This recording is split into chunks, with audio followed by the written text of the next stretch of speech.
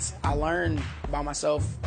I watch people on YouTube, you know, and I watch their style and I watch their moves, and I don't necessarily take their moves, but I try to take their mindset of like how they came up with certain moves or their creativity to their style. I think, what are they thinking about when they like do these moves, or their creativity is something different that I haven't seen before in a street dancer. So I pretty much take all of that and I put it into one, which is myself.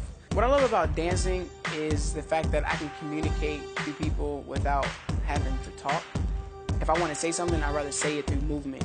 At the same time, I feel like there's no way to stand still when I do hear music or hear a beat. So in a way, it's just in me, and I feel like it's something I can't control. So it's more so of an instinct than a choice. Whoo! When you get on that stage, oh man, the pressure shoots up, and it's just like, now this is my time. Like, it's either do or die right now, and really your fight or flight instincts take over. You have to roll with it. It takes a lot of energy and willpower, as far as mental energy and willpower. I feel like a lot of it is in your head. So you have to really be prepared mentally to accept whatever happens, and you have to give it your all 100%.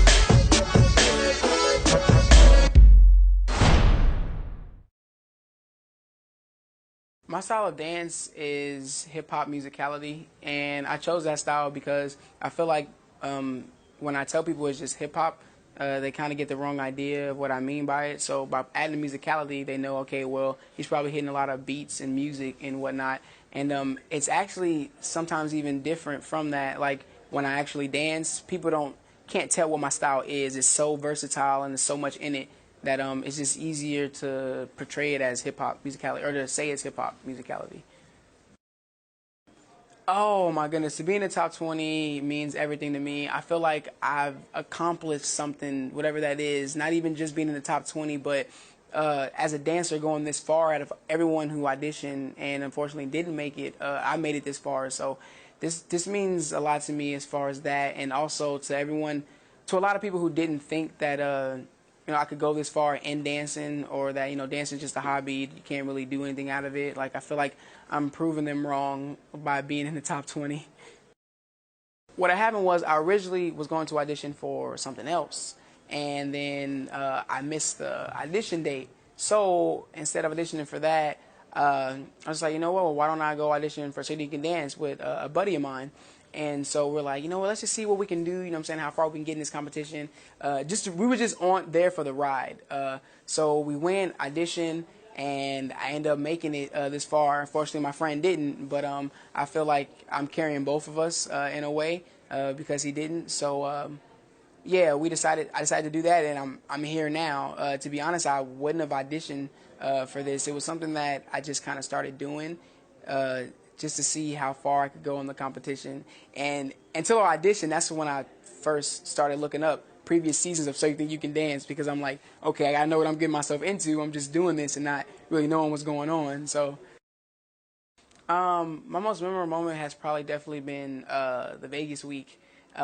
It's in all of its entirety, simply because we had to go through so much, and it pushed me through tons of emotions and struggle and physical wear-outs. It was crazy, and I didn't think that I was gonna make it through a couple of times, but I stayed positive, and I did make it through. So I just felt like, as long as I kept a cool head, kept my confidence up, that I could do it, and I did. So that was definitely the most memorable.